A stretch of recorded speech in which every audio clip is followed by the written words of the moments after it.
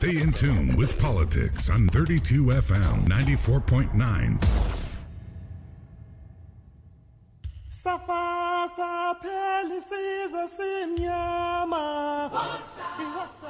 Good morning, welcome to the Podium on 32 FM 94.9. My name is OLORUNTOBA YUSUF. Good to have you join us on the conversation this morning.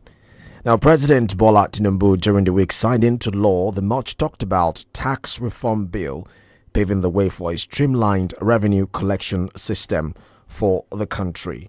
Of course, the signature of the president comes after months of controversy, intense debate and bickering over different issues in that document. You know, for some in the Northern Caucus of the Senate, they raised questions about the sharing formula for VAT. They raised questions about, how the money is going to be shared in terms of population, equity, and generation. But the new law, of course, has come into effect now after consultation with the Nigerian Governors Forum, industry experts, lawmakers who had expressed reservation about the VAT sharing formula, company income tax, and taxation of inherited assets. Now, these reservations were addressed with key concessions made by key stakeholders, leading to the passage of these four major tax bills. That's the Nigeria Tax Bill, Nigeria Tax Administration Bill, Nigeria Revenue Service Establishment Bill, and the Joint Revenue Board Establishment Bill. So basically, this bill changes the Federal Inland Revenue Service to the Nigeria Revenue Service, and they're going to take over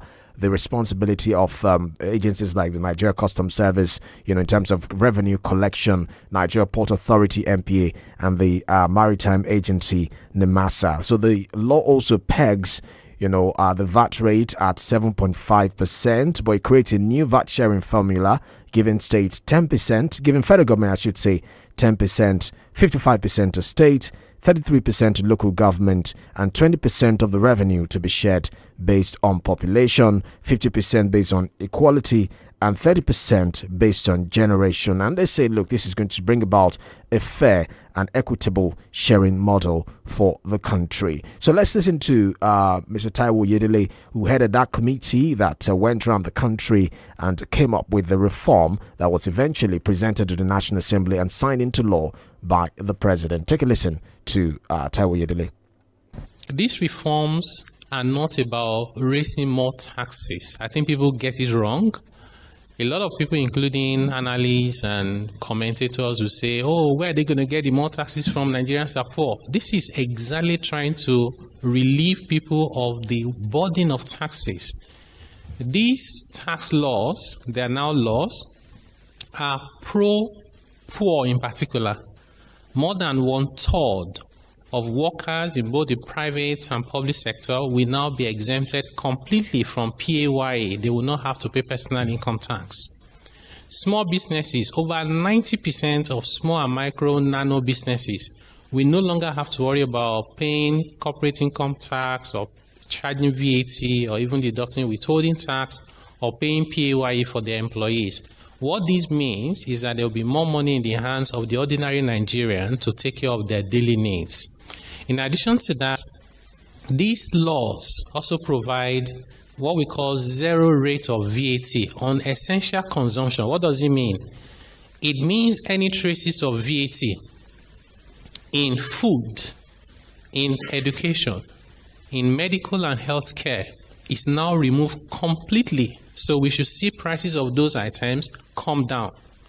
In addition to that, transportation, accommodation and housing is exempt from VAT. Our analysis, which was very clear, is that these items collectively account for more than 80% of where Nigerians spend their money. That's a huge relief for them. We also have provisions in those laws to help us improve efficiency. Efficiency in how we collect taxes, and also efficiency in the transparency of reporting the taxes we collect, which we expect should then be linked to how those taxes are utilized for the purpose of the people. This is really revisiting the social contract between the government and the people. Well, you heard Mr. Taiwo Oyedele there explaining some key sections that many Nigerians, of course, will be concerned about. Because when you hear the word tax, people raise questions about the current economic reality in the country, whether or not it is fair to bring up the conversation of taxation, in the country at the moment. But as it says, this tax law, as a matter of fact, is a social safety net for low-income earners, because those who earn below 800,000 naira per annum will be exempt from the tax. Even companies whose turnover annually is less than 25 million would also have an exemption as well. So, we await the full implementation of this. It also brings to the fore the need to also keep an eye on other subnationals. State government getting 55% of that, 35% also going to local government areas as well. Lots of conversation to unpack from there as the days go by. But let's get started with the conversation today. We have Mr. Abayomi, Labour Party spokesman, is back again. We had connection issues with him the last time he was here.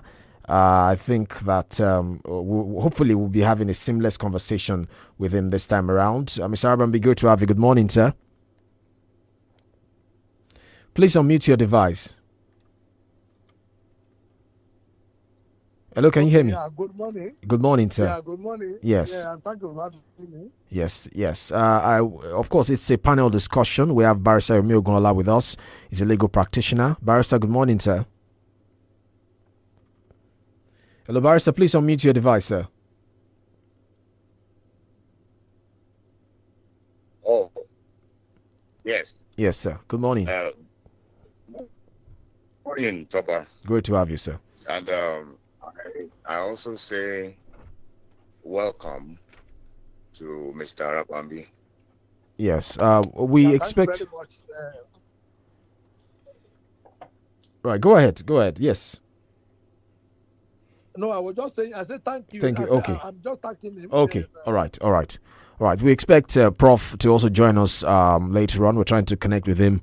I'm sure he will join us as soon as the connection goes through. So, I don't know, Mr. Arabambi, I don't know if you can start off with what's happened during the week with the president assenting to tax reform. You and the opposition, what do you make of this? Because there had been series of conversation regarding this reform in our tax system, and eventually it has gone through. There are those who have commended the president for this, saying even the Petroleum Industry Act took about 20 years before it finally saw the light of day in the National Assembly. This one took about 9 months. So, as someone in opposition, what's your assessment of this reform, by the tax committee before it was eventually assented to by the president? Well, as far as I'm concerned, I think it is kudos to the president, because he has now been able to identify with the yearning of Nigeria, through the suspension of tax on consumable items, which is ordinarily, affected a lot of Nigerians. And also, when your turnover at least below 25 million, you'll be exempted from paying tax. That was also a productivity, from the lower income sector. Also, the attempt by the government to centralize tax regime will also reduce fraud. Just like the TSA, the TSA actually have been exposing a lot of, ministries and parastatals. Look at what happened to NNPC, where certain people came to the National Assembly that they were able to explain how they spent 210 trillion, in our country. Are you getting me? Yeah. And you add what the SEC chairman was saying, that some civil servants, are even richer. There are a lot of buildings, a lot of houses in Abuja are owned by civil servants. That's Olukayode by himself, because investigations are not going. But when with this thing now, with this tax regime, it will be difficult, for people, because when ministry are the one, generating their tax, government are likely not to know, what they're generating, and people cannot be diverting this, Nigeria money into their own personal pocket. So for me, it is pro-Nigerian, it is pro-poor. Right. So I give kudos to the president, so that it's going to improve productivity, sector from the low income, because we have a lot of low income earner than high income earner in Nigeria.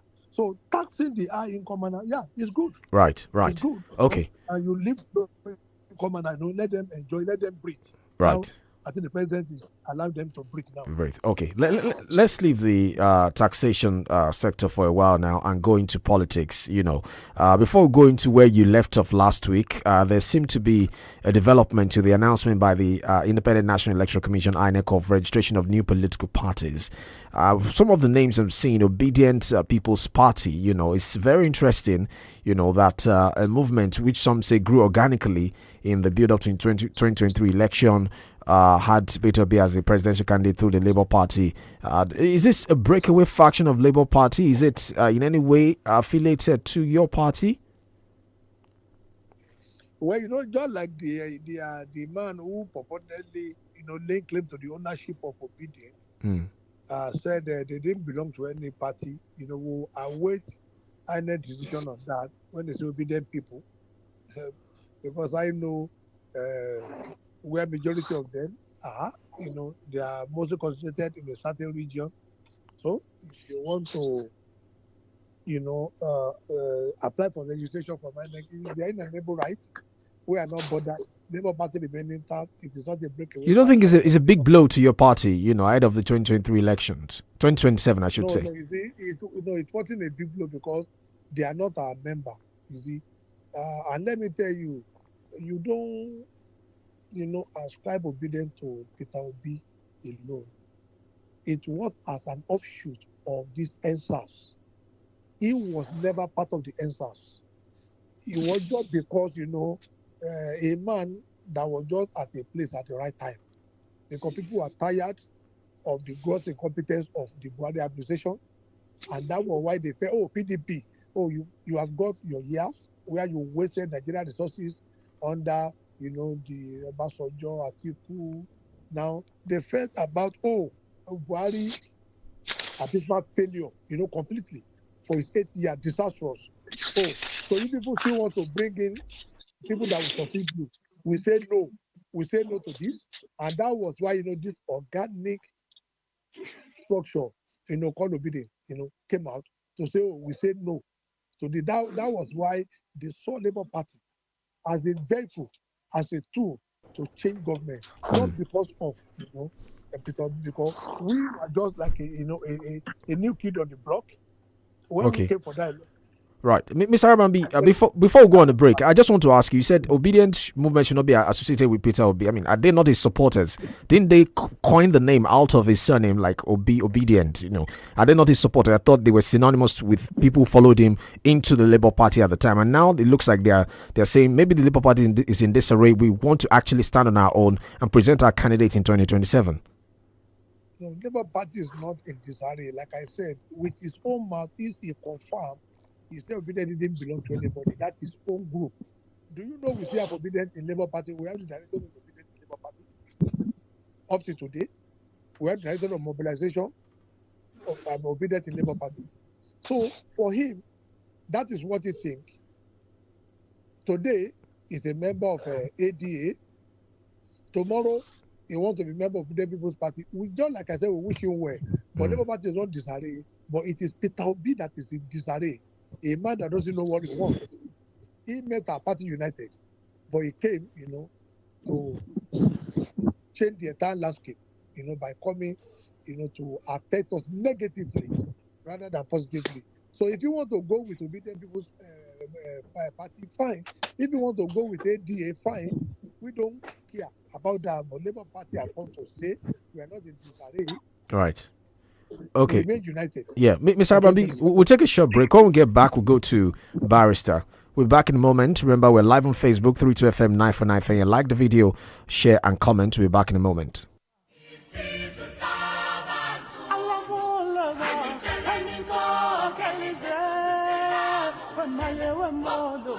Feel better about your life. 32FM 94.9, the antidote to depression. Every day when my children return from school, I don't recognize them. Hello, do I know you? It's us, mommy. But these dirty, sweaty uniforms and socks, we're clean in the morning. Everything don't transform. I understand though. School is hectic. It takes energy to come home this transformed. So I make sure they have some nutritious Milo at breakfast. Your kids need nourishing energy. Give them Milo at breakfast. It has nutrients that support energy release to help them get the most out of their day. Milo, energy to go further. ọ̀rẹ́ mi tí ń bẹ nílùú òyìnbó sọ pé àwọn máa ń ra electronics wọ́n sì máa sanwó ẹ̀ díẹ̀díẹ̀ bí wọ́n ti ń gbowó lẹ́nu iṣẹ́ ṣùgbọ́n ní nàìjíríà wa yìí ó máa gba 20,000 naira wọ́n sì máa retí pé kó kó 500,000 naira wà lẹ́ẹ̀kan náà láti fi ra nǹkan bó bá fẹ́ ra tv náà ó máa towó jọ bí ẹni dọ́jọ́ ìgbéyàwó sọ́nà. àlàyé farabalẹ̀ ṣé o tí ì gbọ́ nípa CDK ni. ó dé o CDK kí ni. níbẹ̀ lèmi ti ra fóònù ọwọ́ mi tó ń wò yìí fìríìjì washing machine home theatre tí mo sì ń sanwó díẹ̀díẹ̀ kódà kò ní owó èlé kankan iye tán sì ń tà lọ́jà gan-an onímúra. irọ́ o ṣé lóòótọ́ wọn ò fowó kankan kún kẹ̀. ọ̀rẹ́ wa n ò fowó kankan kún kódà gbogbo àwọn nǹkan tí mo rà lọ́dọ̀ wọn ni wọ́n ti gbé fún mi tí ì sì tí ì sanwó mi tán tí mò ń sanwó mi díẹ̀díẹ̀. ọ̀rẹ́ wa kí ló dé tó ń yọra rẹ lẹ́nu ǹjẹ́ ló mọ̀ pé pẹ̀lú CDK o lè ra àwọn nǹkan èlò inú ilé tó sì máa sanwó díẹ̀díẹ̀. download CDK báyìí lórí Google Play Store tàbí App Store. CDK, making life easier. ẹ̀yin fans mi. It's okay. ẹ lọ sórí gbogbo ìkànnì ìbánidọ́rẹ̀ẹ́ ní 32FM 949 fẹ̀yìn ẹ̀ àsáfù. It's okay. Life is a series of decisions, from where to live, who to marry, to even what to eat. As you navigate these choices, we hope you've made the right ones so far. Now, let's talk about making a smart investment decision. Investing with Soft Sands Property, a leading real estate organization in partnership with 32FM 94.9, could be one of the best choices you'll ever make. With our innovative estates like Orange Estate in Ido, Mango Estate in Akufo, and soon Banana Estate in Omiadio, you have numerous excellent options. Partnering with Soft Sands Property could be the game changer you need. Call or WhatsApp 0911 555 0055 or 0916 461 5000 or visit www.softsandsproperty.com for more information. Soft Sands, created to house the world. Is that Alfie playing football in the rain? It's Tobichio. My goodness. When did he grow up? That's it with kids, though. It's amazing how your child grows up before your eyes. Enable their thriving development with the new NanKid 4 with HMOs to support your child's development, probiotics, and high-quality proteins to support age-appropriate growth. NanKid 4. Nourish your child's potential. Win 20,000 Naira daily with Cocoa Box and 32FM. Partnering with 32FM 94.9, Cocoa Box offers you a chance to win 20,000 Naira daily with just 500 Naira. Here's how to play. 1. Dial *347*253# and follow the prompts. 2. Indicate the number of times you want to play. 3. It generates a one-time account number for payment. 4. Make payments via your bank app, USSD, or visit a nearby POS with generated account number. Important, the account number is valid for a few minutes and for that specific transaction only. Please note that if you don't complete the transaction on this generated account, you won't be able to create another one. Increase your chances. Play multiple times to boost your odds of winning. Draw schedule. Raffle draw 9:30 a.m., 2 p.m., 3 p.m., and 5 p.m. Mondays to Fridays. Every week, 32 people will win 20,000 Naira each. 8 lucky winners daily, each winning 20,000 Naira. And 3 people will win 100,000 Naira every Friday. And on Saturdays, 2 lucky winners of 20,000 Naira each will be selected on Ege by 1 p.m. Get started. Dial *347*253# now and win big with just 500 Naira.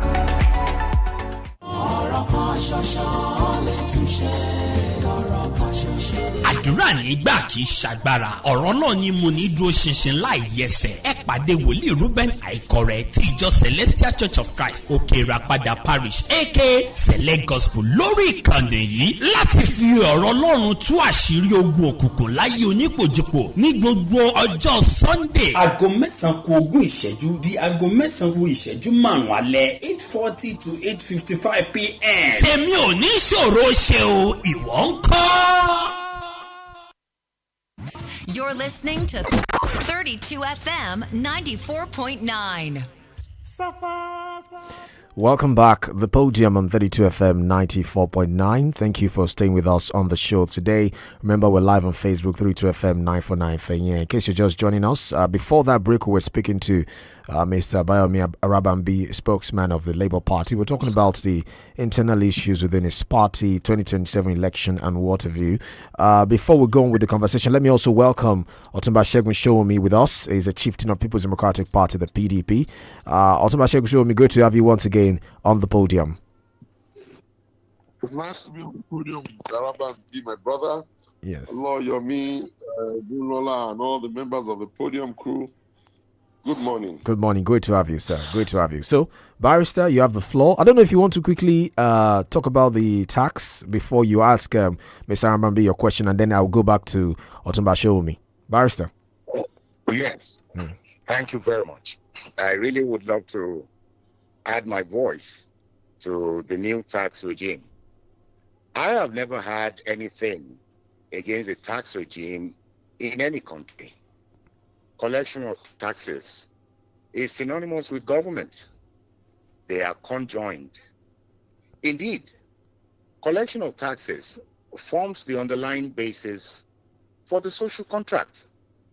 Our concern stems from excuse me, the inability of governments, particularly in our climate, to fulfill their obligations under the social contract. That is, ensuring that government exists to provide service or services to the people. That is to say, the people ought to be the stronger and not the weaker party in the agreement. It is therefore absurd to find that while the people pay to run governmental institutions like the armed forces, the police, INEC, the judiciary, etc., remain answerable to the president rather than the people through their constitution. Anyway, the new tax laws appear good in the books, encouraging a proportional tax system whose intent is to free low-income earners from a tax burden that, more often than not, strangulates rather than promote the growth of particularly small and medium enterprises. Another good point for the tax system, the new tax system, is the waiver of VAT on food and drugs, not the ones exciting the Gen Z though.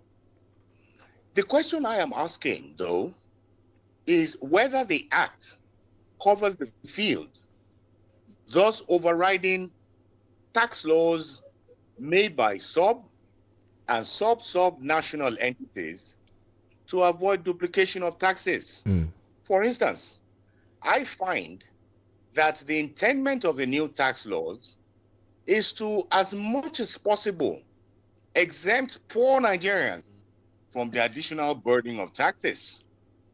What then happens to the multiple levies from banks, telecoms companies, and particularly local councils on hapless Nigerians, traders, Okada riders, Marua, and micro drivers who are subject to the overbearing burdens imposed on them by these banks and agberos?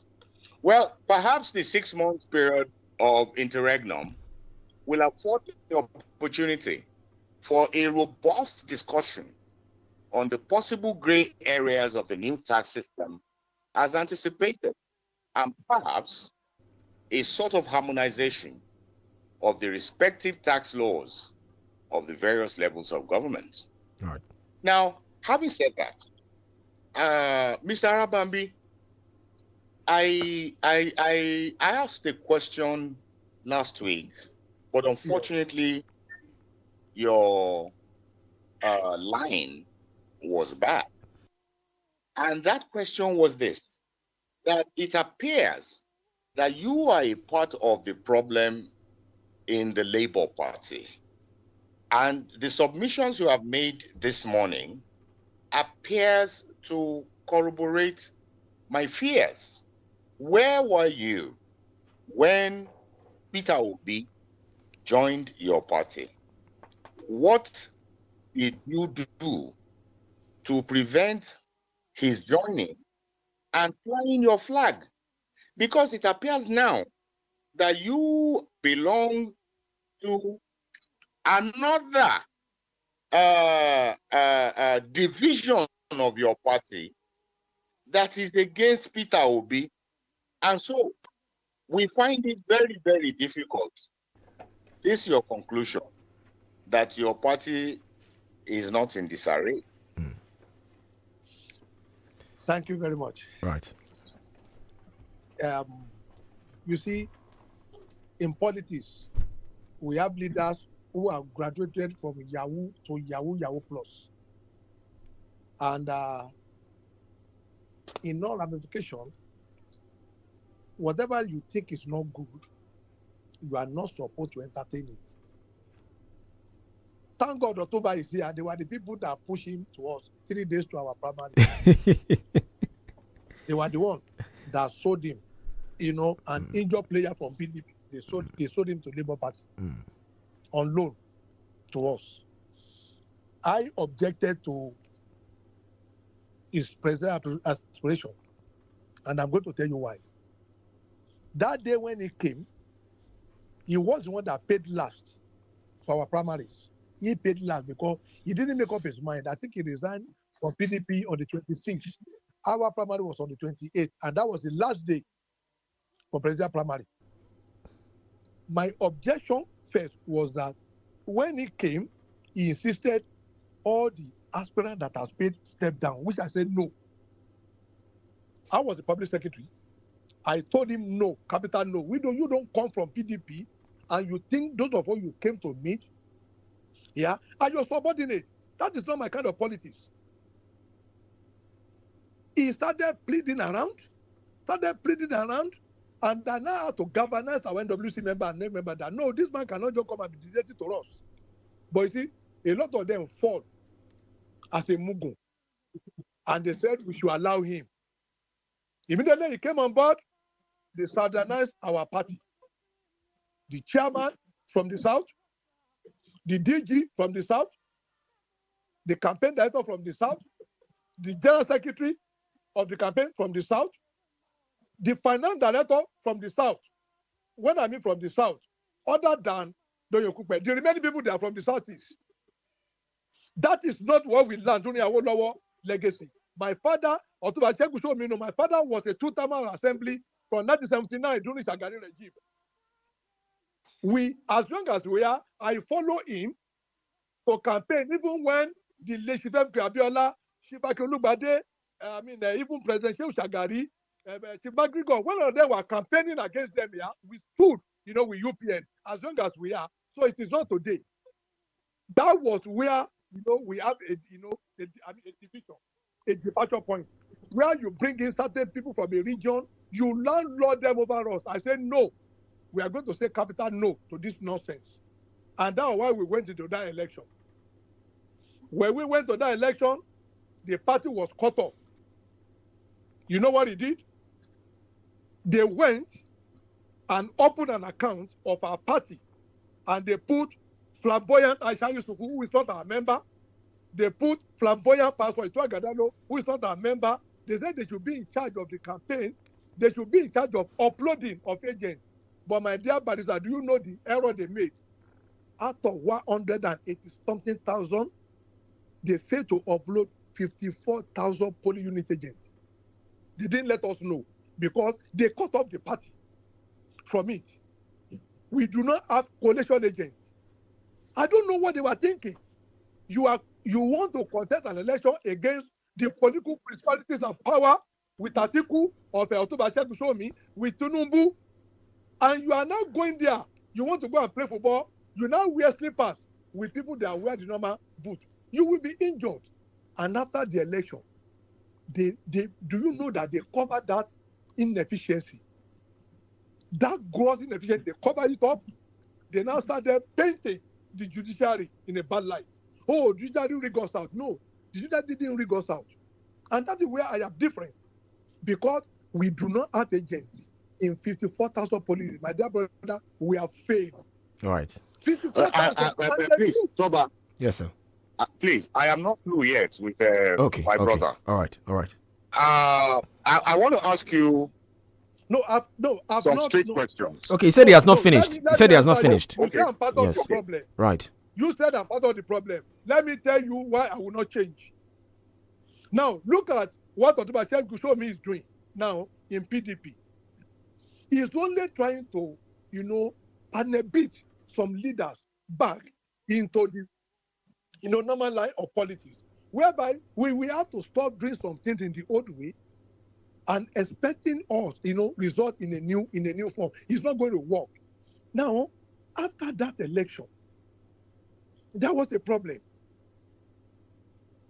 with us and Aburi. All these people, they wanted to do elimination by substitution. They thought we do not know. They gang us against Allah, Papa, and the rest of us. They said, oh, Aburi is a saint. We went to court. They filed so many state advocates against us to make sure they won that case for Aburi. Immediately they won that case, they now turned against Aburi. Aburi, you have to step down. We want to put one man as national chairman. Do you know what we did? Enemy of my enemy is my friend. We now came together and said, hey. So from ABGA, you could not take over ABGA. You could not take over PDP. So it is Labour Party you think we are missing for you to come and take over. Come and take it over now. We'll be watching you. And that was why you see this governance structure against the Peter Obi. Obi was not thinking about the interest of anybody. It is only about him and him alone. Because how do you come to an election? You said you spent 500 million for election, but you spent 800 million on litigation. Are you preparing for litigation in 2023 or you are preparing for election? How has Obi been able to come out to accept his line of thought that he was the one that took over the structure of the party and gave it to people that doesn't know anything? How on earth would you allow us? Mr. Bambi? Oh. Are you with us? How will you allow such a person to be obligated your agent where you select national secretary, you select the national working committee, you select the national chairman, and we now went to the town to now be painting INEC. You are not painting the judiciary. Oh, the rigors, there was a glitch. We performed the first glitch. We were the one that engineered the first glitch by failing to upload 54,000 agents out of 193,000. Right. Okay. Barrister, you can ask your question now, so we continue the conversation. Yes. Mr. Bambi, please, I want you to be very, very factual in your response to the questions I'm going to ask. Please permit me. Number one, do you still have members of Labour Party loyal to the leadership of Peter Obi? Do we still have members? Yes, members of Labour Party who are still loyal to Peter Obi. Those that came with him from Otunba Ghushomi party, they are still with him. Okay. So that means that your submission that Labour Party is not in disarray is false, not true. No, it's not false. It is. If Peter Obi still has some members loyal to him, and you belong to another PDP. No, from the PDP let us know whether Nigeria does not recognize that one, Mr. Bambi. Nigeria does not. In fact, we used to say it was a thin line that separated parties from one another. The campaign in Nigeria has become a norm. The fact is this: some are loyal to Obi, some are loyal to the camp you belong to. And if that is the case, then your submission that there is no disarray is wrong. And the president is happy that you are in disarray. Now, the second point I want to make is this. Last week, you did say that the APC did not rig that election. I don't know what fact you relied on to come to that conclusion, because majority feel that something indeed went wrong with that election, or let me are you answer defected to APC? No, let me answer you. In our election petition tribunal, I have the CTC here. Do you know that we didn't challenge the second person position in that tribunal? Do you know the implication? Obi with his, array of SCF, my dear brother, we came third. We are now challenging election of the first person. We left the second person. That means every vote ascribed to Atiku is valid. You are a liar, please. That means it's valid because an unchallenged, you understand me? Yeah. When you file a motion, an unchallenged will go through in any court of law. Once you didn't raise any preliminary objection or you didn't file a counter to any motion, you have lost that matter. Now, that means every vote given to Atiku is valid. But we didn't challenge it. But we are not challenging the first one. Not fully well that it's the same election that produces that same result. That is funny. Right. That's number one. Yeah. You understand me? Number two, we did not have agents in 54,000 polling units. You know what the electoral act says. It is only those who do have their data on INEP portal that can cite that result and make it to be valid. That is for me CO8A. Now, we failed woefully in 54,000. All our votes were not counted. My dear brother, who is to be blamed? Okay. So, Mr. Yes, but the fact is this. Barrister. Okay. Yes. The fact is this, Mr. Arabambi. If there were technical glitches in your presentation of your petition, is that a ground for you to draw that conclusion that the election was not true? My dear brother, it is not good for us to be economical with the truth. Let us be very sincere. Okay, let me do a little digression. October, Ch is here. The radio presenter is here. You are also here. Somebody somewhere is telling Nigeria that Tinubu administration is a failure. No, I'm not a member of APC. They say, the boundary did not. Tinubu should be blamed. It's a shame on anybody that utter their mouth and say such. Do you know why? Do you know how many Abajiri schools were built by a Southerner, Gulobere Jonathan? That Adamu, who was the Minister of Education under Buhari, said they do not want because they want to liberate their people. Where were all these northern commentators? When those schools, they killed those schools deliberately because they do not want their people to be educated. This same man who is championing a change in Nigeria was the man that went to borrow money from China and they said we are going to use 20 years to pay it. $2 billion. They said they want to console rate. My dear brother, where is that rate today? After 2 years, the man came out insulting our sensibilities. Oh, we are hungry in Nigeria. You have to fight for power. That was a man that borrowed money and consulted rent from Katsina to Niger Republic. They said they want to boost the economic life of Nigeria. He had the audacity to come and be challenging us that, one administration is not doing it well. And people that come when we speak, they say, you belong to APC. We must not be economical with the truth. Right. You start to remain in Labour Party. My dear brother, let me conclude. We have an issue. We must not transfer that aggression on another person. A man who is important should not blame scientists for inventing this is the idea of what whatever they call it, that will make a woman to conceive. Don't blame the scientists for doing it because they knew certain people might be infertile. So we made a mistake. Obi must own up to that mistake. That he was the one that made us to fail the election. Nothing's come up from winning the election, but deliberately. Right. For their financial gain, they made us to lose the election.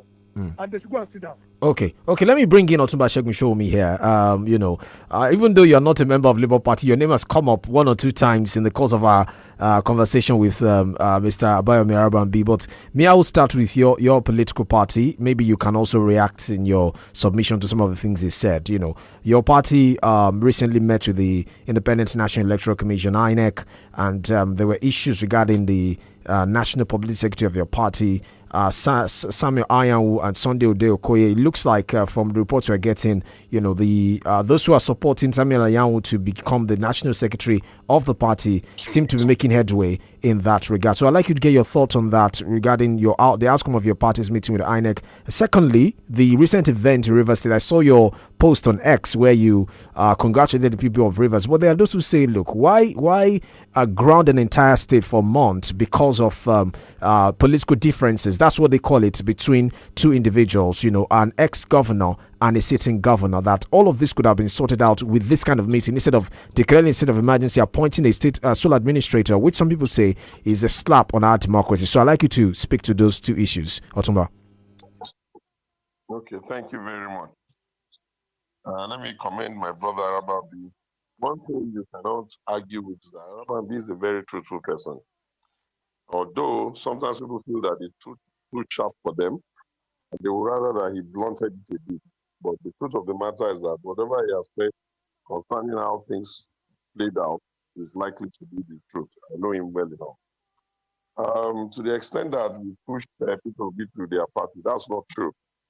The major challenge that men like Peter have, and most politicians have, is that they are incapable of accepting that they can lose primaries.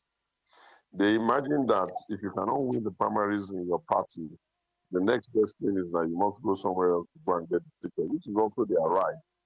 But when people have demonstrated that they have no capacity to stay with ABGA, they have no capacity to stay with PDP, they have no capacity to stay with Labour, now they are meeting them down the street saying they are looking for one kind of thing, and I don't know what name to call it. That shows you what you call a pattern of behavior. So indeed, even if nobody does them any injury, they are capable of reading the play and considering that it does not favor them, and they do what is within their right. But hey, when you go to other people's party, you must have the decency to play according to their own rules. For if you had been that good and that capable of managing your own party, why did you leave your party to come to their party? But that's for those who like to jump up and down. That said, on the issue of the secretaryship of the party, the major problem I have with my party, the PDP, is that they don't listen. Or better put, they only like to hear what they want to hear. Ab initio, when this challenge came, I had said very clearly, looking at the position of the law, our constitution, the wording of it, even before they got to the Supreme Court, that look, you don't have the power to remove the National Secretary, Samuel. Every other contraption is just a joke. The only way you can remove him is if he willingly agrees to be removed or he resigns. If he goes to court, we're going to have a long drawn battle and he will likely win. We went all the way to the Supreme Court. The Supreme Court made it very, very clear for those who know how to read the interpretation clause in the secretary of the party. Why anybody would think that that's a big deal that we cannot live by, I don't get, because the law does not imagine that the secretary has one stupendous power, except the combined authority of himself and the chairman, which is that it is the two signatures that can put out those notices, that can interfere to the INEC and all that. And when you start to, insist that the law is not what is good for you, or that every judgment that does not favor you is a bad judgment, you are going to get the kind of thing that they are getting. And I told them ab initio, this is not necessary. You will drag the crisis on, people will feel frustrated, you've been in opposition for some time, you've lost 3 elections back to back, there is nothing you are fighting for, you can't be fighting for zero, but hey, you can't beat a dead horse. That's that on that. I hope they resolve it. If they don't resolve it, they run 2 risks. Risk number 1, if they are not careful, they will compromise all candidates because they will end up not having any candidate. If they resolve it on time, if it's not too late, they will lose all their leaders. Some of the ones that are even jumping now, especially the ones in the governors that have elections to do, all of the things they say about the president reducing them, that is understood. It is the right of the ruling party to try to do that. But it is the responsibility of the opposition party not to make it easy for their members to beat them by settling their own house. You can't expect any sensible politician who wants to run an election to be interested in this complication. I pray they hear. If they wish to hear, if they don't hear, well, we can live with the result. Now, the issue you said about Rivers. What would have happened if they didn't do, I know, Rivers with the state of emergency. You see, gentlemen of this parliament, I want to beg you. There are things we say only because we want to disagree. There are things we say only because we want to agree. But because we are controlling public communication infrastructure, and there are Nigerians who are listening to us, I always say the best thing is to say what is reasonable and what is useful and what is truthful. Number one, it was not Bola Tinubu that told Wike and Rivers to pick Fubara. They picked Fubara by themselves. When they picked the Fubara, they picked it. Oh, there's a phone interfering. When they picked Fubara, they picked it. Sorry. Osuma, please hold on. Sorry, there's a phone, there's an interference from the background. Okay, I think it's from Mr. Arabambi. He has muted his device. Go ahead, Ontuba. Okay, now, when they picked Fubara as the preferred candidate for succession in their state, there's no need pretending that we don't know that it takes a lot of energy to achieve succession, especially when the governor is leaving. Some of his own baggage, some of the people that are his enemies, they will become the enemy of his successor.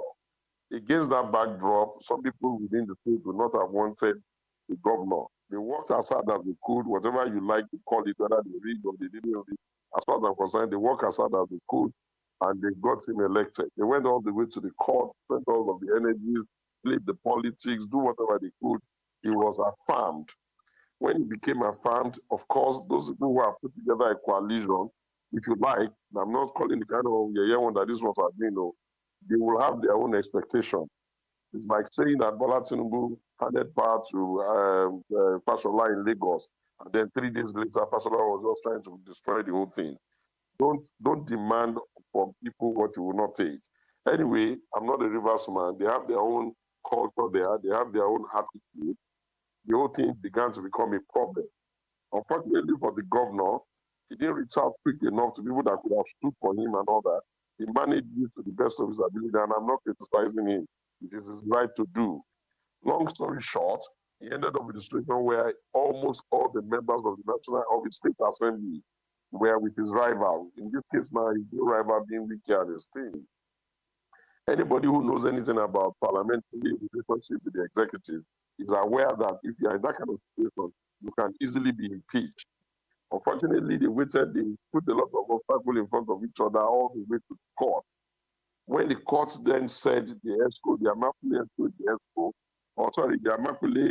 legislator and the speaker is in place, the implication of that is that the governor was in a difficult situation. He had been spending money without appropriation or these are serious issues. Anyway, I'm not allowed to be spokesperson, I only visited him once.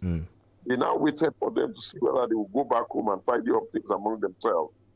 In fairness to Ashaj Bola Tinubu, he then saw that at the rate at which they were playing these games among themselves, they could easily impeach him.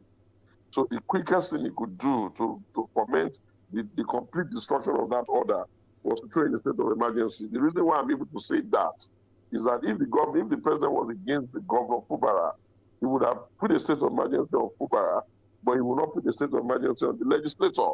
But he knew that would be a bit of an undue advantage. So he put a state of emergency on all of them and invariably gave them enough time to have their pain up, calm down, to let them understand the implication of losing their authority in their state, to let them understand the implication of a foreigner who is not from their state sitting over the executive power. Of course, common sense has to prevail. And I think at some point in time, it's not very easy. People who had hurt themselves, it takes some time to do a rapprochement and find some middle ground among themselves. Long story short, we are seeing evidence now that they've been able to find some middle ground. After all, we've heard it from both their mouth. If you don't praise the president for that, I take you back to the 𝐒𝐈𝐒 era in Ekiti State, when we didn't even know what 𝐒𝐈𝐒 had done to the impeached. I take you to other eras when they did within 𝐔𝐒𝐄.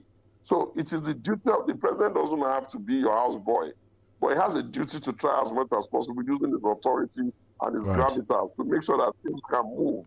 And so in that regard, I think he has done what he can. I guess what the president is trying to do for them is to make sure that the state of emergency does not go beyond the 6 months. And I think they are the ones who now have to be reasonable with themselves. They are brothers from the same stable. One was the accountant general of another. How can you be the accountant general of a governor like Wike and not really be close? You have each other's skeletons. And now that you are the governor, you can treat Wike well. I don't agree with his excessive garrulosity and verbosity. It can be a little bit off-putting, but he's a very honest man. He keeps his word. So you guys go and manage yourself in your rivers and go and ensure that you de-escalate the place. All this singing and instigating yourself, the others sitting down, trying to push them against themselves. People who did not want to see Fubara as governor suddenly becoming his best friend. If you were the governor, if you were Wike, would you like it? Right. And since it is democracy, it's not a military system where once you give another, you have to comply. People will use every tool available to do whatever. What exactly do you expect the president to do? Leave him to be impeached so you can blame him? Leave them to be fighting themselves and turn the place into a war zone when our oil asset is plenty there? I think that in this country, citizens must understand, especially those of you that have the on-air personality and those with bylines. Our duty is not to be making the life of any president hard. Right. Our duty is to call him to order, put his feet to the fire, but also educate the people and not make it seem as if there's everything that the president does is sinister. I don't agree with that, and that's why I created the alternative movement. Right. That we can start having conversations that are a little bit different, and we can be asking ourselves, rather than seeing the glass as half empty, we can see it as half full, and then we can start to change from where we are, so that when we change in ourselves, then we change in our family, then we can change in the politics, and then we can change the society. Right. We can't be roaming around in circles non-stop, quarreling and insisting that nobody can serve us, and we cannot bring angels from the heaven to come and run our government. So that's what I want to say. Okay. As for PDP, I pray that we resolve this final issue of secretaryship and see how it goes. But definitely, politicians have a right to be in a hurry. Right. No one to sit with you. Otumba, so sorry to come in here. Just a quick follow-up on the Rivers issue. So, there are those who have been analyzing the situation like, okay, a few months down the line, state of emergency, both parties seem to have sorted out their issues now. What does this mean for the Rivers people? Who won in all of this? There are those who say it is the president that backed Wike and Wike won, because there are some sources that have come out to look at the details of this agreement. Some say it's a one-term agreement that Fubara will do one term and leave office in 2027. That former Governor Wike is also going to have a say on, the nominations for the 23 local government chairmanship position and other concessions that the governor had to make on his part. That at the end of the day, it was former Governor Wike that won in all of this. Okay, well, I don't know who won and who lost. As far as I'm concerned, Rivers will go back to the hands of a governor they elected. Now, politics is not a straight jacket road. It sometimes can be a little bit clumsy. But when he sits down in office as a governor, that was the same chair that gave Wike the leverage and the gravitas to do whatever it is that Wike is doing. It is his duty to get back into office and figure out how to make sure that he's the leader there, because after all, he's really the leader there. Everything you say or not say, there's a man there now that is acting as the sole administrator. Have you seen anybody jumping up and down? People can talk, but power resides where power resides. That's that. Right. Whether he will go one more term or not, listen, whether I will go one more term or not go one term, people should stop playing God. When Alamesia took Jonathan Ebele Goodluck as his as his deputy governor, could he have imagined that he would be impeached and he would die and all of that?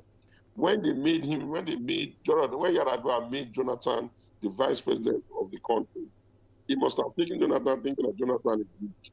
Could he have predicted that he himself would die and Jonathan would be president?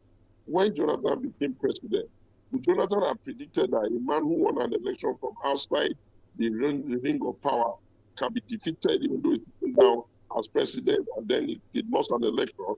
The point I'm making is that ultimately, people should not play God in a finite manner. I get the concept of homogeneous. Homogeneous means men who are not like God. I accept that stature can be there, but it's not in a finite manner. People must learn to put peace into situations. People must learn to encourage peaceful coexistence.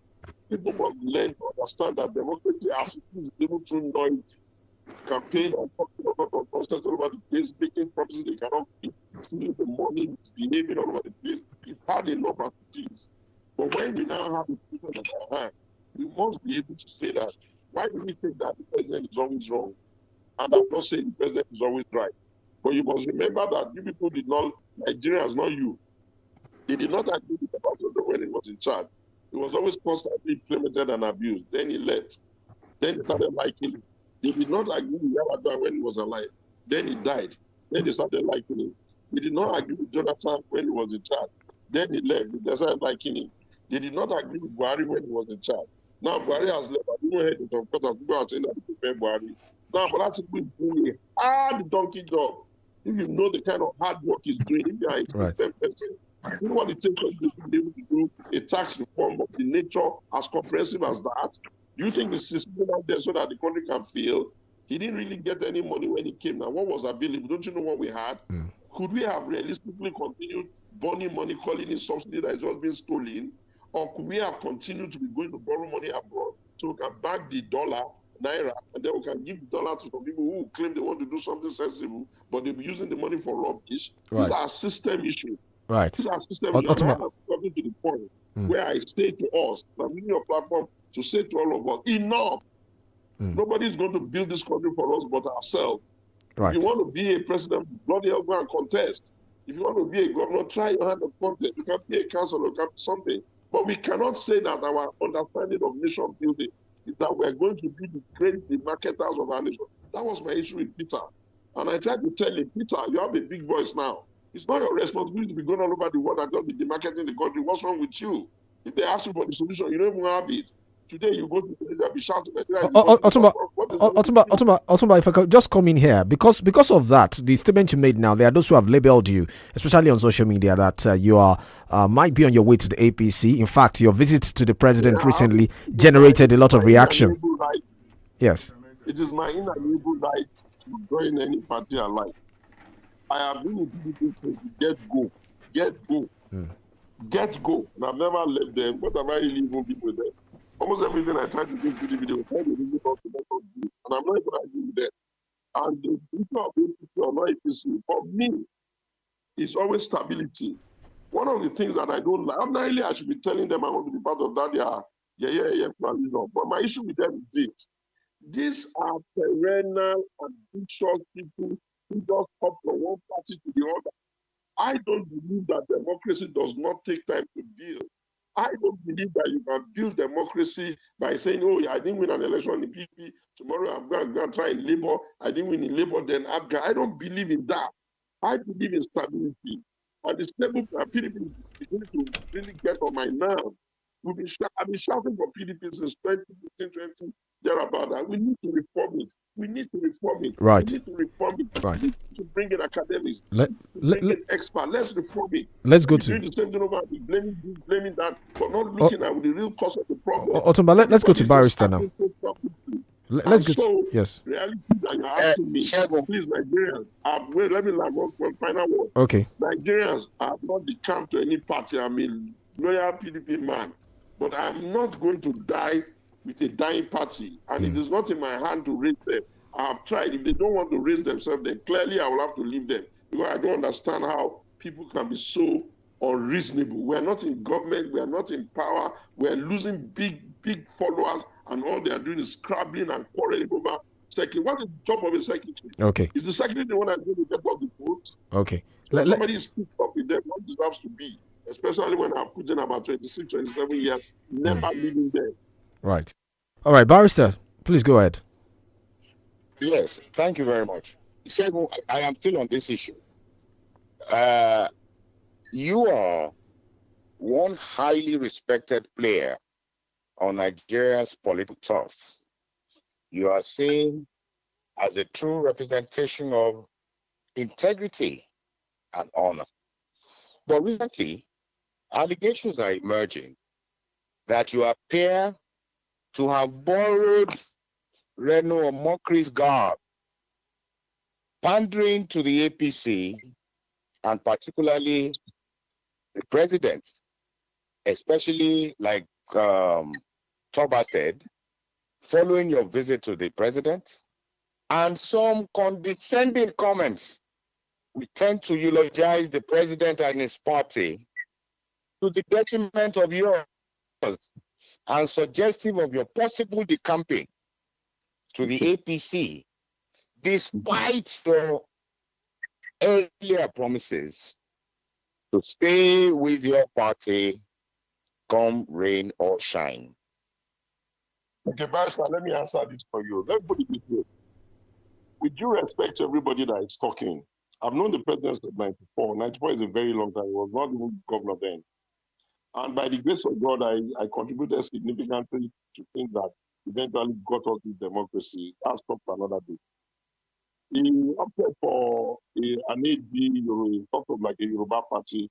I opted for a pan-Nigerian national party, PDP. In all the years that he was governor, you never saw me around him for what? Did I not even have needs at those early stages? When they started doing their thing, and eventually after 16 years, they won the presidency, I was invited after they had won that, look, this party resembles someone like you. I said to them at that time, like Alhaji Mohammed is not dead. I said, sir, you have won your election. Go and grow your party organically. I like the ideas of progressive, but if you don't grow the party organically, you're going to end up with a mishmash. And I didn't join them. They spent 8 years of Buhari, never saw me joining them. Ashagbola met him, let me ask you, before he would even go on. The day Ashagbola met him, who said, I will stand in his shoes and not on his toes. The night before that night, in the order that we used to me, we had a 3-hour conversation where I was asking some very tough questions. Number one, do you have the help? Number two, can you still have the insecurities? You are not a figure, how are you going to be? Number three, is this the democracy we all fought for? Is this what this democracy looks like with the parties not being stable? Number four, in case you don't get ticket and your brother Atiku gets it, we do support him. Number five, what is the economic model that is going to get us up? These are the kinds of things I talk with him about. And I don't have to mill around him, and I don't have to eat in his house. I don't have to drink water or anything like that. Now, Ashado has not been in government for 2 years. Now, listen there. And in the 2 years, I criticized him when he did appointment and he didn't give the Southeast. I felt that he didn't give them enough. That he didn't balance it. I criticized. When he quoted the currency, I was not comfortable. I told him I understand the thinking, but I'm not comfortable. When he wanted to get into Niger too quickly, without understanding that we have about 10 states that border Niger, I told him that he was too hasty in doing that, and that Niger traditionally we supported Nigeria on those issues. But hey, shall I then accept that every time a Southerner gets into power, before he even does 1 year, they won't let him have peace of mind? Shall I accept that there's a justification for the natural everybody be talking again on nonsense they are claiming that that they don't take it back to the north? Shall I accept that? Shall you not offend me in my deepest bone marrow why this should be the order of the day? If we have agreed that this country will be balanced around Southern Protectorate and Northern Protectorate, shall I be happy that every time, like they did with Jonathan, they're going to do with my own brother? Shall I be happy? Okay, when they say, oh, he's going to fall down, he's going to die, shall I not then go and see him and see for myself whether there is enough evidence to say, no, Mr. Man, you can no longer do this job? Okay, shall I then go there, take a picture, one picture of the president, and then be answering to who now? Right. If I want to leave the APC, if I want to leave the PDP, listen, right. If I want to leave the PDP to the APC, I'm not a deliberate human being that I would do that in a grand manner. Olusegun Obasanjo is like, he's my father, not even like, I have his marks, I have his name. I'm the son of a soldier now. That's how my father, forget it. Obasanjo stood up one day and tore his own PDP card. I looked at him straight in the eyes and said, Daddy, a party that made you president, after you have come back from prison, no matter the vexation, you can't do this there. And I did not join him. Right. Then Daniel gave me an appointment. I got to the level of becoming even the senior special advisor, economic policy and communication, and also doubled as his deputy press secretary. He woke up, we went to court. We were trying to install our friend 𝐔𝐈𝐒𝐄𝐿 as governor then. But that was my very good friend. We went to court. The court said we were not the ESCO. They all got angry and they wanted to leave. I told them, and I said, sir, our duty as public officers or public people or politicians or leaders is not to say that it's only when the court favors us that we'll agree. I don't agree with this. I don't agree with the court. Right, Otumba. But we have no choice. We have exhausted. I said in PDP, we went to go and do our workers' campaign. I was spokesperson running all Right. over the place for him. But barrister, Let me just ask this one. Let me just ask this question from. After Daniel was DG, left him the next day. I say, if I choose to go and support Bola Tinubu, so be it. Okay. What I have said on that matter is let us give the name. What I've said on that matter is that I'm not the type of person who will then stay in PDP and be working for APC. I'm not that way inclined. Right. Okay, Shegun, please. I want us to read the name.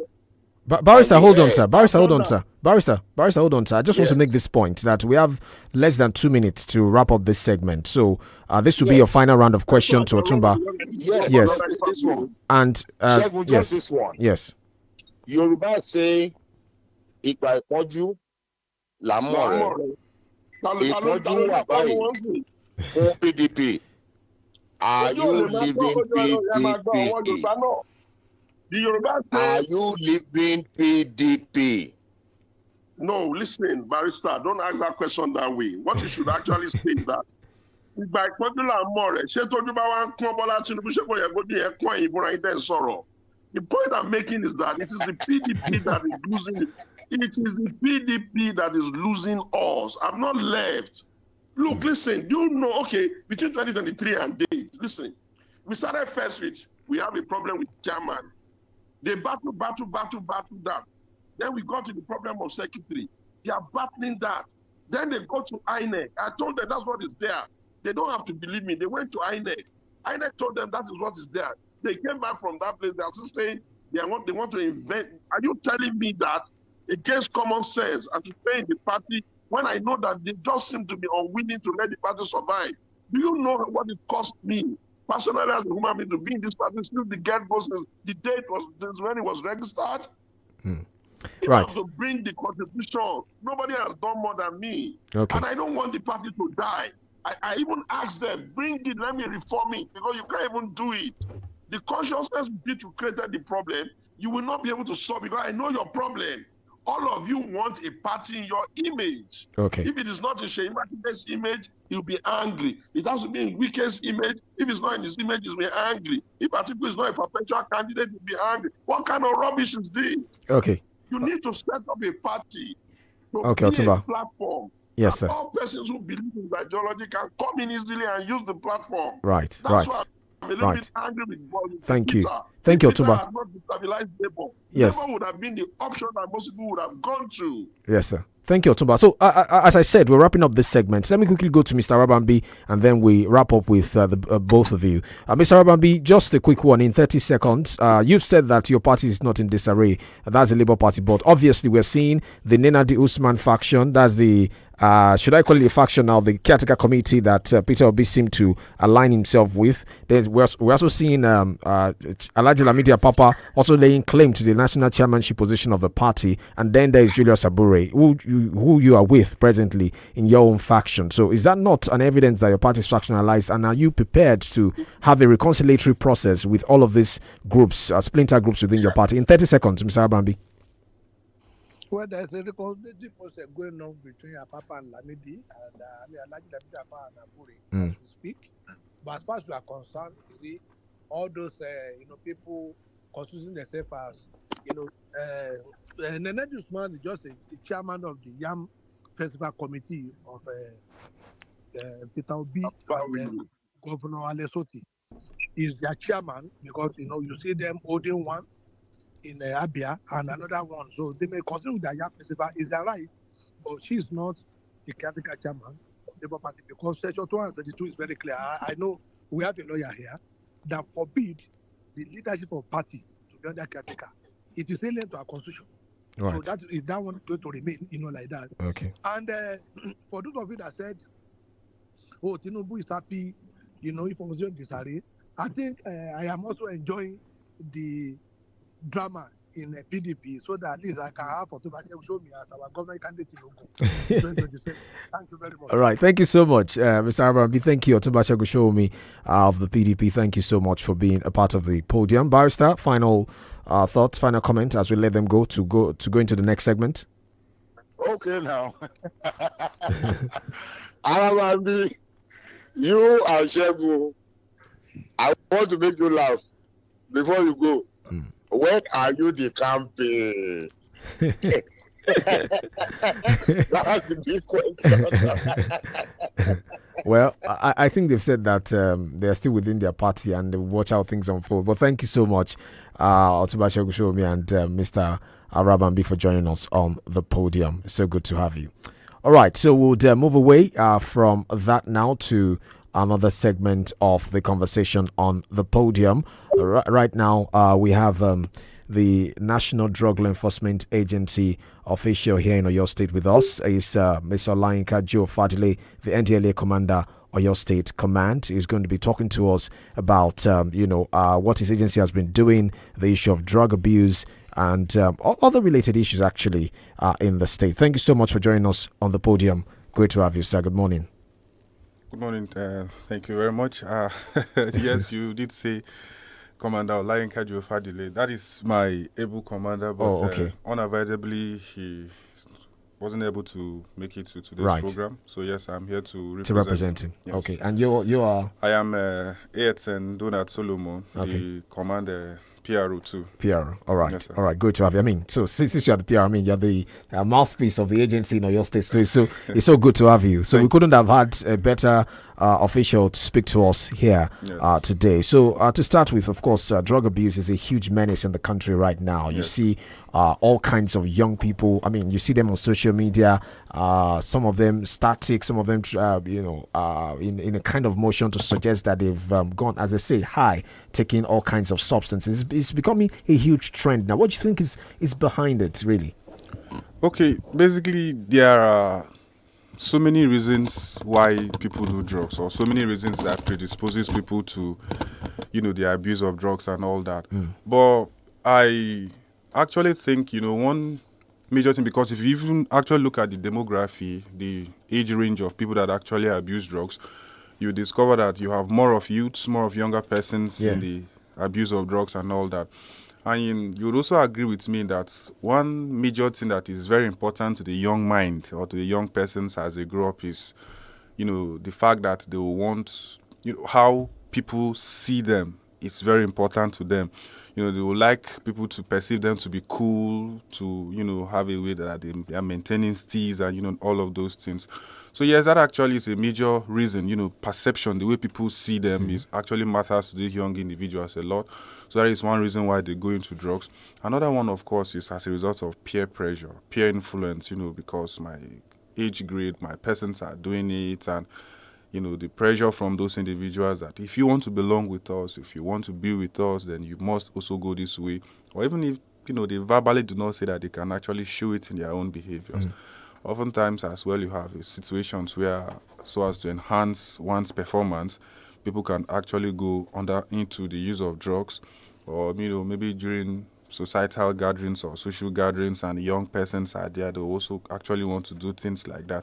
So these are just some of the few reasons: peer pressures to enhance performance, desire to experiment and try out new things. So, in the course of your work within your agency, what has been the most staggering data or information you've come across in terms of drug abuse, in terms of the demographic spread and the kind of substances these individuals are exposed to? Because you talked about young people earlier, and then you look at these substances they're exposed to, how they get access to it, how do these things come into your state? Is there a channel that you've discovered, how these things come in? Because it's also important, as you are trying to do the advocacy and also fight this thing, you need to also get to the root cause of how it comes in the first place.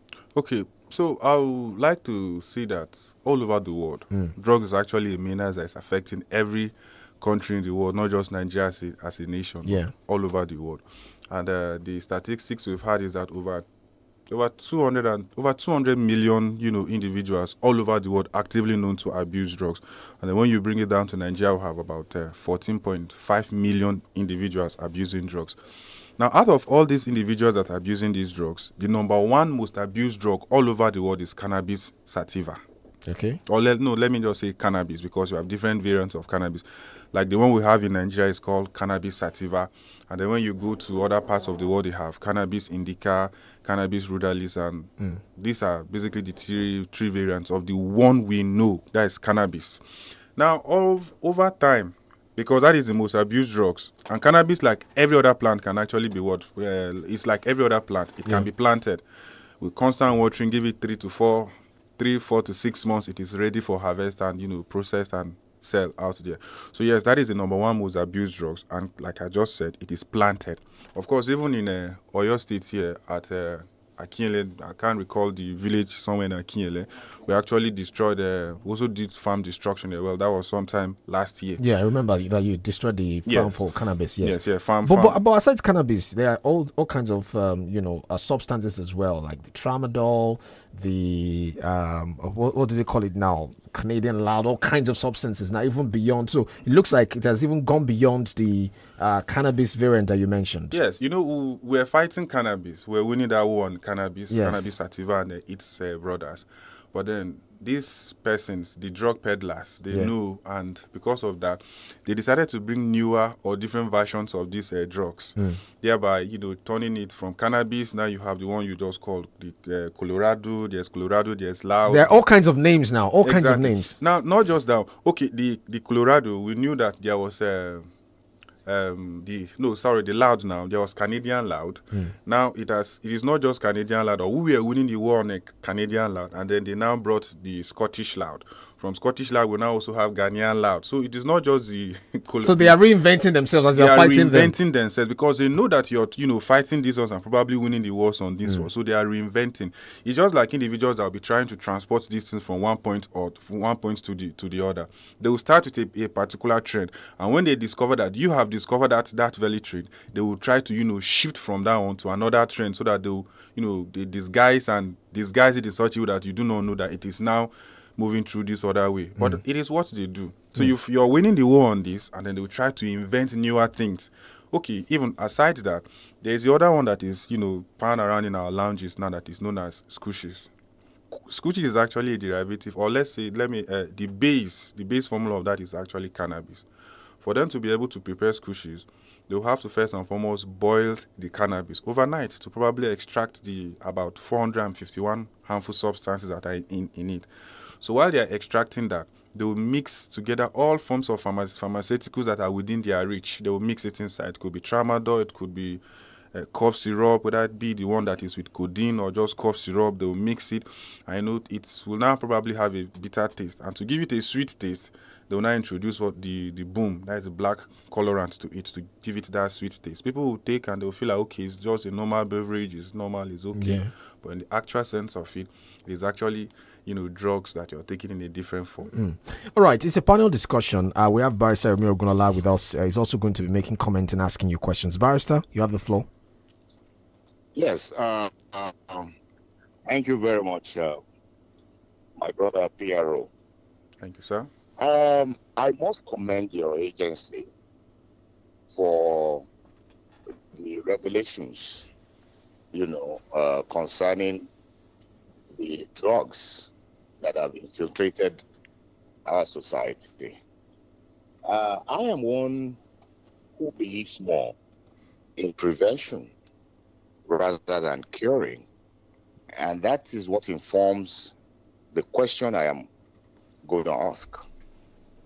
What is the level of synergy between your agency and the Customs Service? I am asking this because I believe that if we can nip the drug situation in the bud at the border posts, that we will save ourselves a lot of money chasing after the drug people from within the society. So what is the level of synergy between your agency and the Nigeria Customs Service? Okay.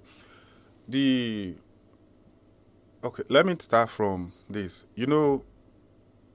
Anytime we are observing or celebrating or commemorating... Please hold that thought, sir. We need to take this commercial break. When we get back, you would answer the question. We're back in a moment to stay with us on the podium.